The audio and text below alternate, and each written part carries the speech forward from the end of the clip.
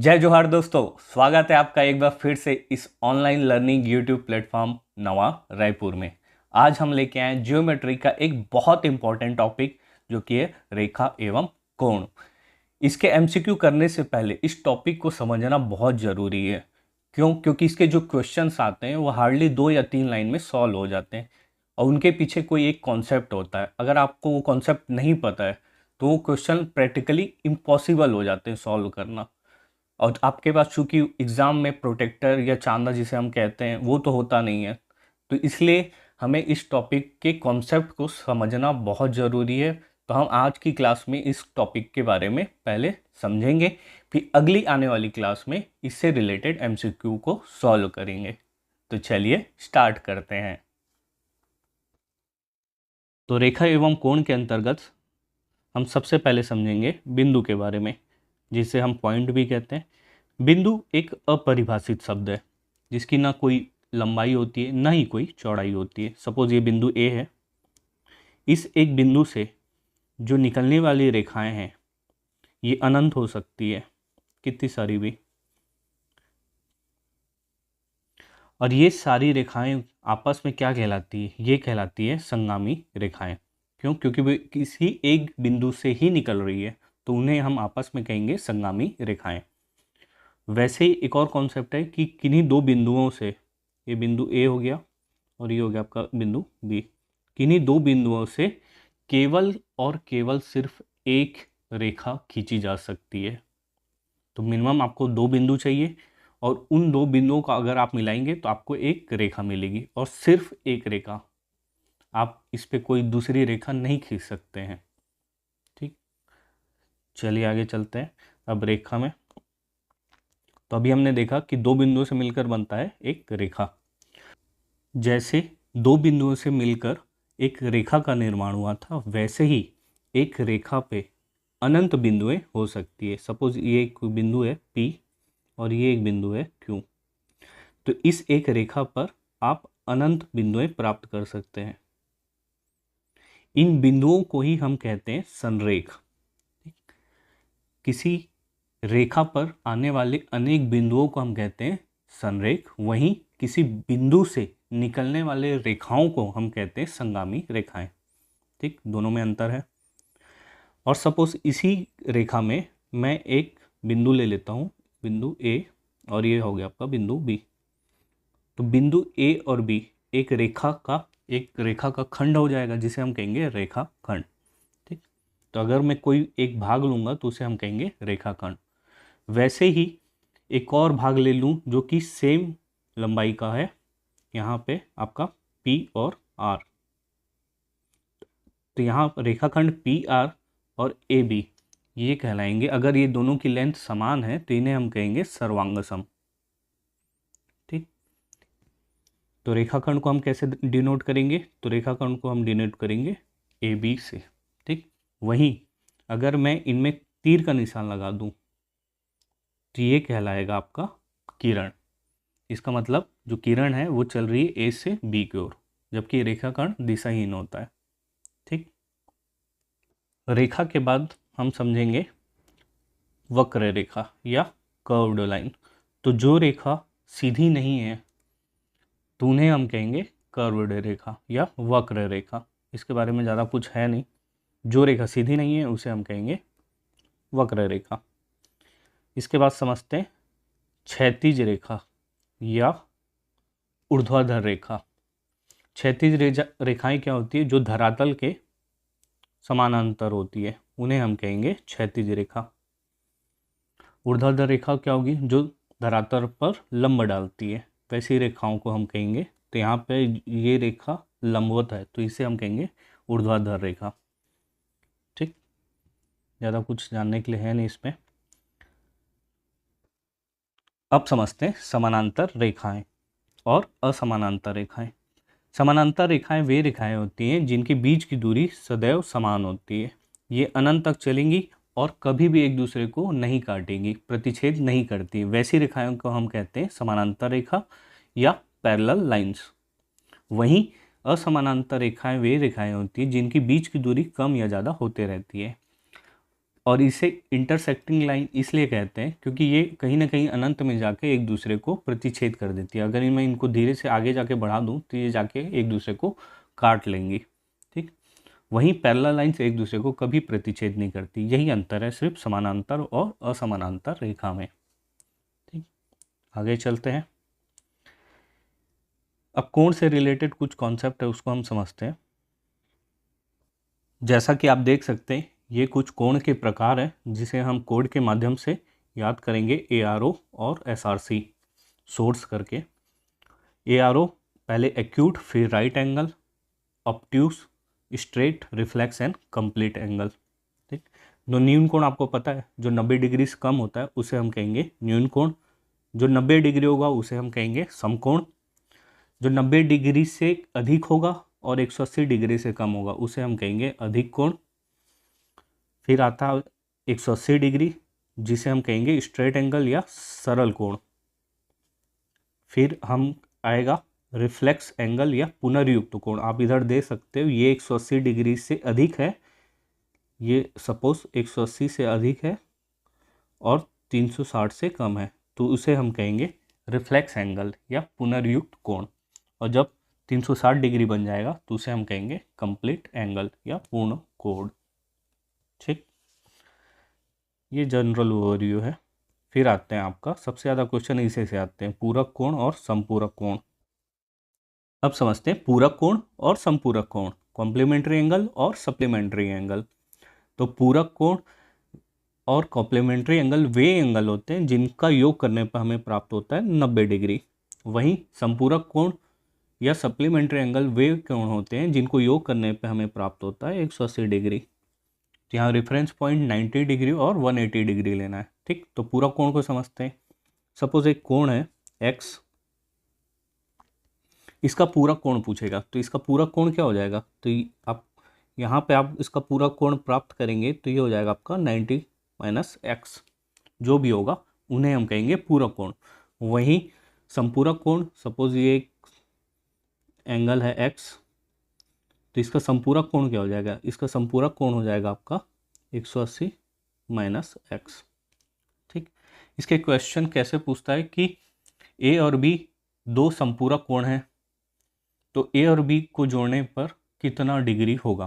तो अगर दोनों संपूरक कोण हैं तो उनको जोड़ने पर आपको मिलेगा 180 डिग्री। या फिर क्वेश्चन ऐसे पूछता है कि 72 डिग्री का पूरक कोण क्या होगा।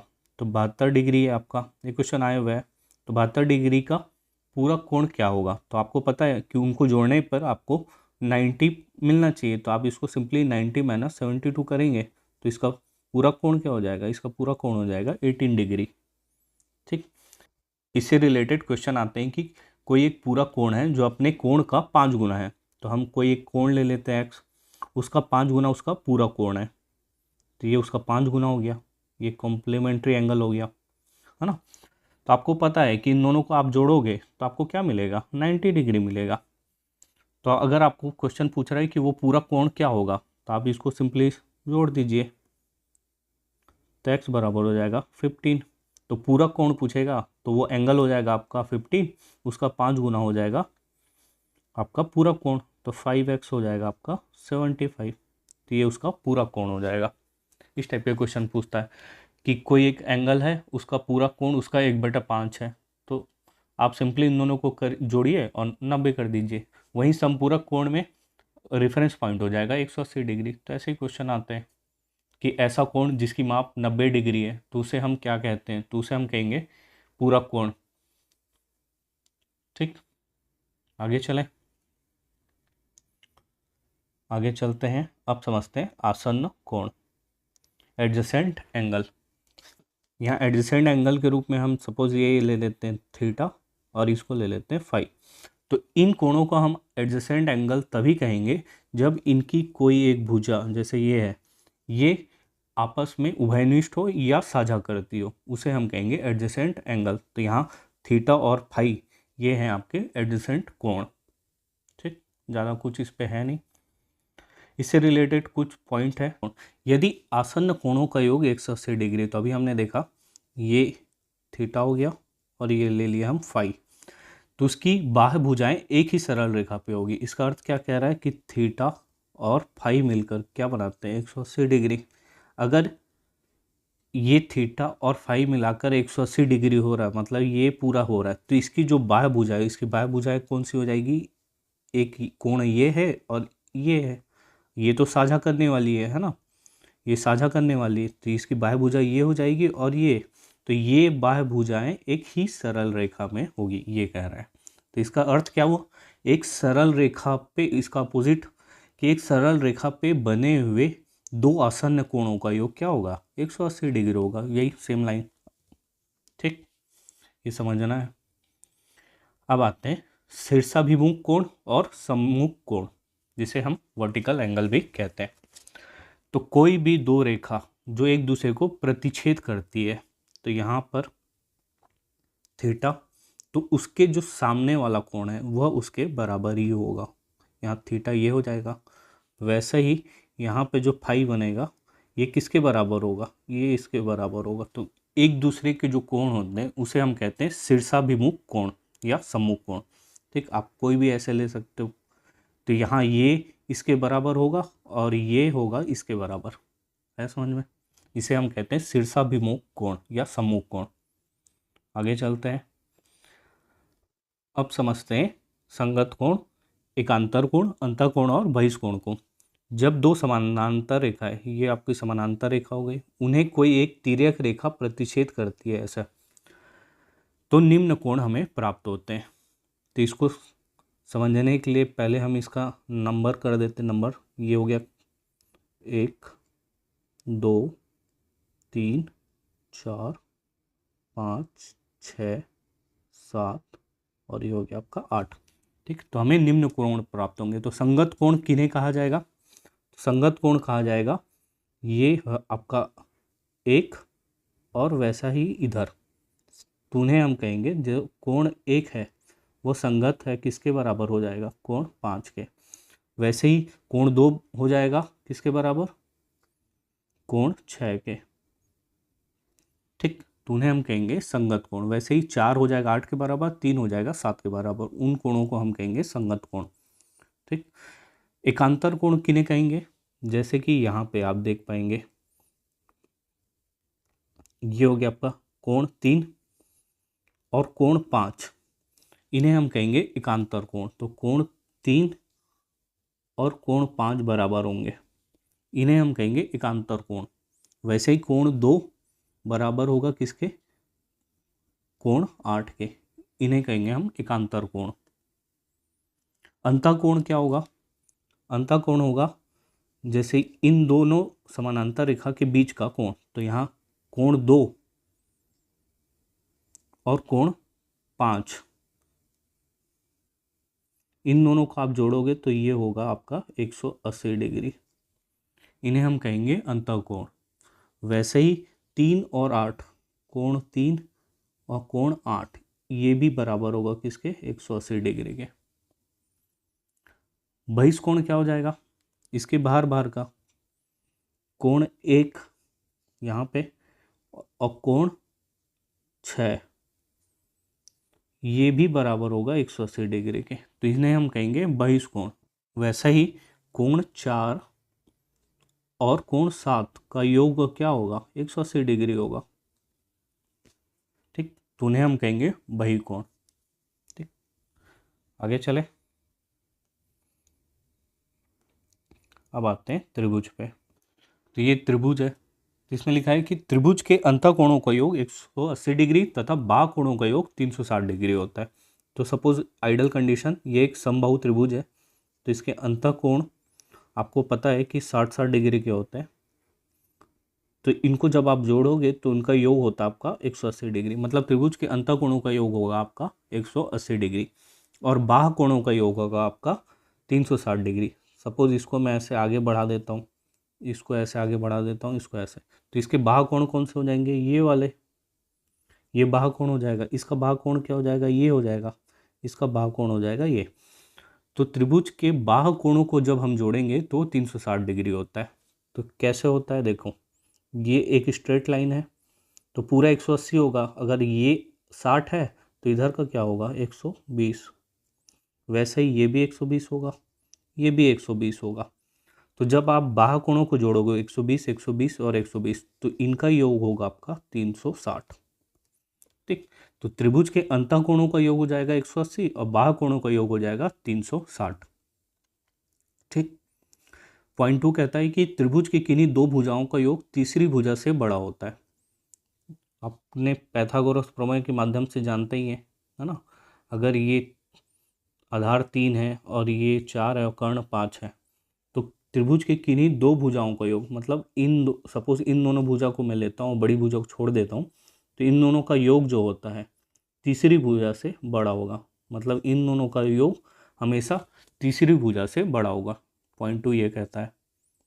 पॉइंट 2 कहता है कि 3 कहता है कि त्रिभुज के किसी एक भुजा को बढ़ा दी जाए तो इस प्रकार बना बहिष्कोण इस दोनों अंतः कोणों के योग के बराबर होता है।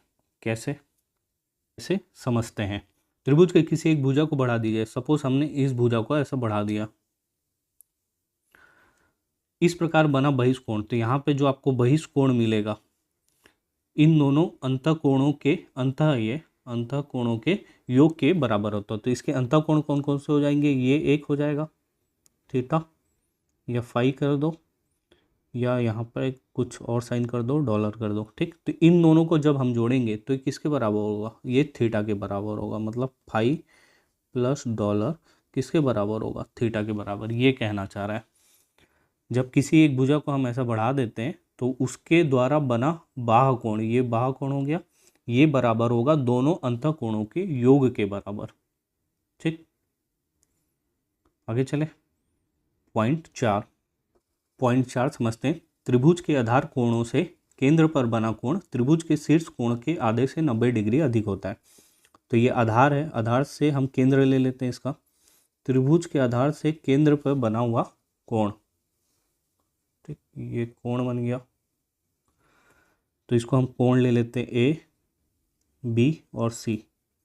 ठीक, तो कोण ए बी सी जो होता है, मतलब ये वाला भाग, ये इसके जो शीर्ष कोण है, यहाँ पे हम कोई एक ले लेते हैं कोण डी या थीटा ले लेते हैं।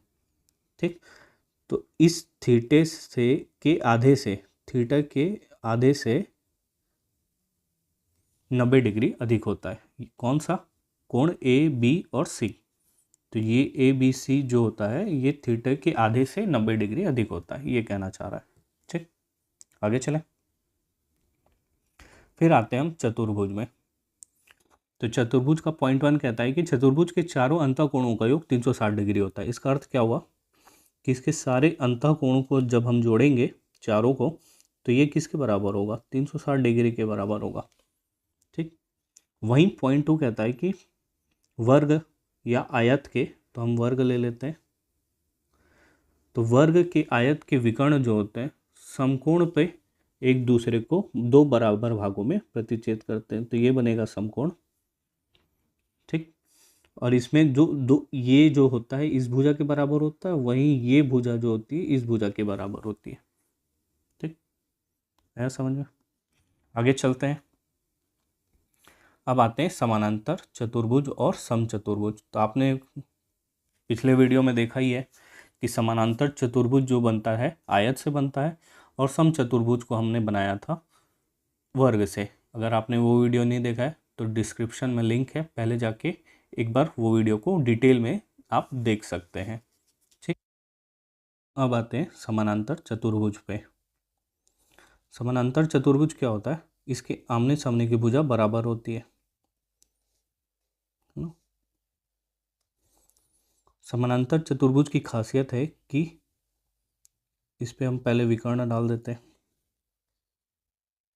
ठीक, तो समानांतर चतुर्भुज के ये कोण और ये कोण, सपोज ये ए है और ये है बी, तो कोण ए प्लस कोण बी ये किसके बराबर होंगे, ये 180 डिग्री के बराबर होंगे। ठीक, वहीं इसकी जो ये भुजा है, ये भुजा होगी इस भुजा के बराबर और ये भुजा होगी इस भुजा के बराबर। ये खासियत है समानांतर चतुर्भुज की। ठीक, वहीं समचतुर्भुज जिसकी चारों भुजाएं बराबर होती है, मतलब ये भी और ये भी, ठीक, इसकी भी सेम ही होगी। विकर्ण, जो विकर्ण होंगे एक दूसरे पे लंबवत होते हैं, तो यहाँ पे जो होते हैं विकर्ण एक दूसरे पे लंबवत होते हैं। तो यहाँ भी ये ए है और ये आपका बी है, तो कोण ए और कोण बी ये दोनों मिलकर 180 डिग्री ही होते हैं। ठीक, हम इससे पहले इसके बारे में पढ़े थे, अभी इनके कोणों के बारे में पढ़ रहे हैं। ठीक, आगे चले। अब आते हैं वृत्त। वृत्त के बारे में जानते हैं कि किसी वृत्त के केंद्र से उसकी जीवा पर खींचा गया लंब उसे दो भागों में विभाजित करता है। आपको पता है जीवा क्या होता है? जो जीवा ऐसी रेखा होती है जो वृत्त के केंद्र से होकर नहीं गुजरती है। अगर वो केंद्र से होकर गुजरेगी तो उसे हम क्या कहेंगे? डायमीटर। ठीक, तो ये जीवा हो गया। किसी वृत्त के केंद्र से, ये उसका केंद्र हो गया, किसी जीवा पर खींचा गया लंब, अगर मैं इस पर कोई एक लंब डाल दूं तो ये इसे दो बराबर भागों में विभाजित कर देगा। ये कहना है सेम लाइन कि किसी जीवा के मध्य बिंदु, ये इसका मध्य बिंदु हो गया, किसी जीवा के मध्य बिंदु से केंद्र पे मैं अगर लंब डालूंगा तो वो उसे बराबर दो भागों में विभाजित कर देगी। ठीक, किसी वृत्त की समान लंबाई वाली जीवाएं केंद्र से समान दूरी पे होंगी। इसका अर्थ क्या हुआ? अगर ये एक जीवा हो गई, वैसे ही यहाँ पर एक और जीवा सेम लंबाई की अगर मैं खींच दूँ तो इन दोनों से मैं केंद्र पे लंब डालूं, अगर इनकी जीवा की लंबाई सेम है तो इनसे केंद्र पे डाले गए लंब की लंबाई भी सेम होगी, अर्थात वो दोनों सेम डिस्टेंस पे होंगे केंद्र से। ठीक, वैसे ही किसी अर्धवृत्त में बना कोण 90 डिग्री का होगा। कैसे समझते हैं? ये हो गया आपका अर्धवृत्त, ये पॉइंट अर्धवृत्त बना लेते हैं। इस अर्धवृत्त में मैं कोई भी एक दोनों छोर से, है ना, ये अर्धवृत्त का ए हो गया और ये हो गया। अब कभी यहाँ से मैं कहीं पे भी कोई भी एंगल बनाऊंगा तो ये जो एंगल बनेगा ये हमेशा 90 डिग्री होगा, चाहे मैं यहाँ बनाऊँ चाहे यहाँ बनाऊँ या कहीं पे भी बनाऊँ, तो ये हमेशा 90 डिग्री होगा। ठीक, अर्धवृत्त में वैसे ही ऊपर भी होगा। तो सपोज ऐसा करता हूँ तो ये हो जाएगा आपका 90 डिग्री। ठीक,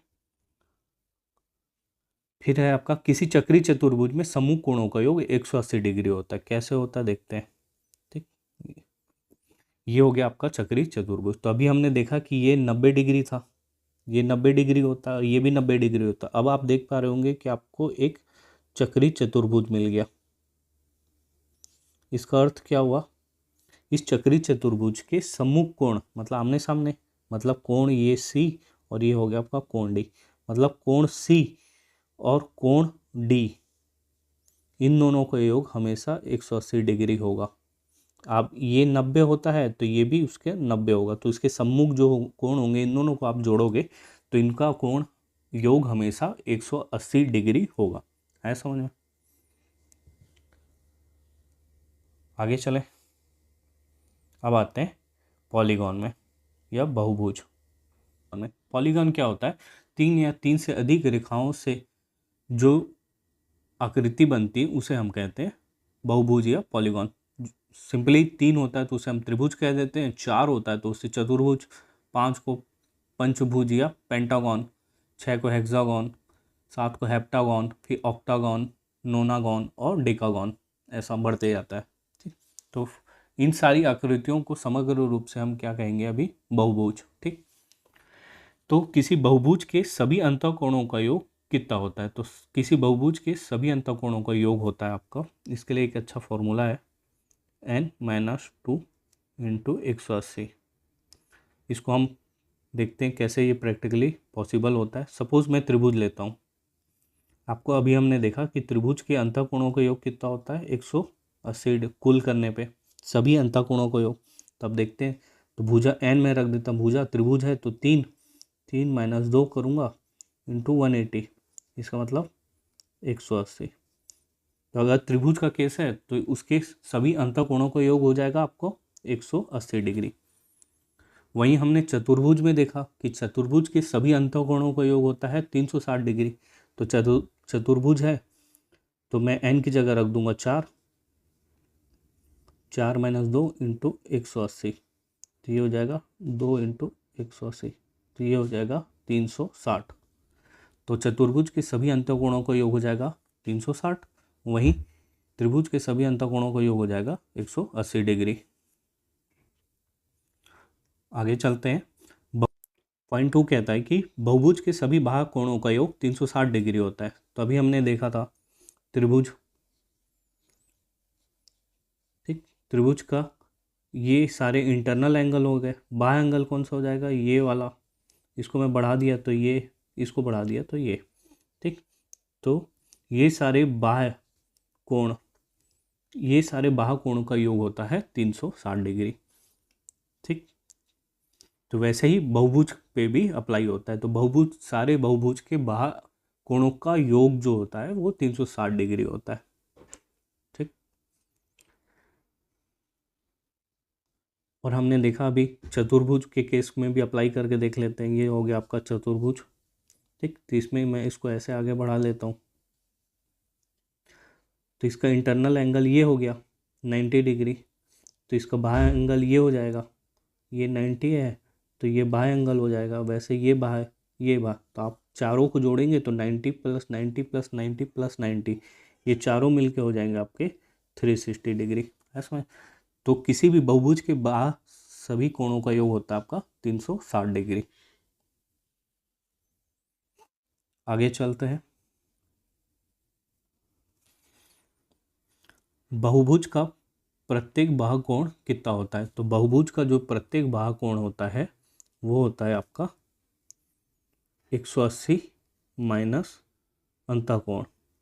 अगर आपको अंतःकोण पता है तो आप डायरेक्टली इससे निकाल सकते हैं या फिर निकाल सकते हैं, अगर आपको भुजा दिया है तो आपको निकालना है 360/n, ठीक। ये दोनों से निकलेगा बहुभुज का प्रत्येक बाह्य कोण।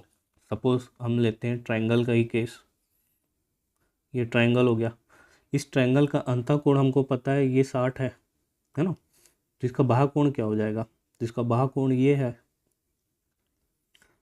तो ये कितना हो जाएगा, तो 180 में से इसको हम सिंपली माइनस कर देंगे अंतःकोण को, तो ये हो जाएगा आपका 120 डिग्री। या फिर हम इस फॉर्मूला से भी निकाल सकते हैं। तो इसको डायरेक्टली आप ऐसे करिए 360 डिग्री, चूँकि इसमें त्रिभुज है तो 3 भुजाएं होंगी, तो इसका बाह्य कोण हो जाएगा 120 डिग्री। अब देखते हैं बहुभुज का प्रत्येक अंतःकोण का मान। तो इसका फॉर्मूला होता है n-2/n इंटू 180। अब देखते हैं कैसे। सपोज त्रिभुज है, ये हो गया त्रिभुज, इसका अंतःकोण निकालना है। तो हमको पता है कि n क्या है, 3 त्रिभुज है, तो ये हो जाएगा 3 - 2/3 इंटू 180, तो ये हो जाएगा 1/3 इंटू 180, तो ये हो जाएगा आपका 60। सिंपली इस फॉर्मूला से निकाल सकते हैं। वहीं अगर ये चतुर्भुज हो, चतुर्भुज या वर्ग या आयत हो, तो उस केस में है ना, इसका एक एंगल, इंटरनल एंगल ये हो जाएगा। तो आप चतुर्भुज है तो आप इसमें 4 रख दीजिए, 4 - 2/4 इंटू 180, तो ये आ जाएगा 2/4 इंटू 180, तो ये हो जाएगा 2, तो ये हो जाएगा आपका 90 डिग्री। तो इंटरनल एंगल आ जाएगा 90 डिग्री, ठीक। तो मतलब ये हमारा फॉर्मूला ऐसे सिंपली याद कर सकते हो या फिर अप्लाई कर सकते हो, ठीक। आगे देखते हैं पॉइंट 4 कि बहुभुज के केंद्र पर प्रत्येक कोण कितना होता है। तो बहुभुज के केंद्र पर प्रत्येक कोण होता है आपका सिंपली 360/n। अगर आप कर देंगे तो मिल जाएगा। जैसे सपोज ये आपका त्रिभुज है, इससे हम केंद्र पे एक कोण बनाते हैं, तो ये जो कोण बनता है ये है होगा आपका सिंपली 360 चूँकि ये त्रिभुज है तो 3 तो 120, तो ये हो जाएगा आपका 120।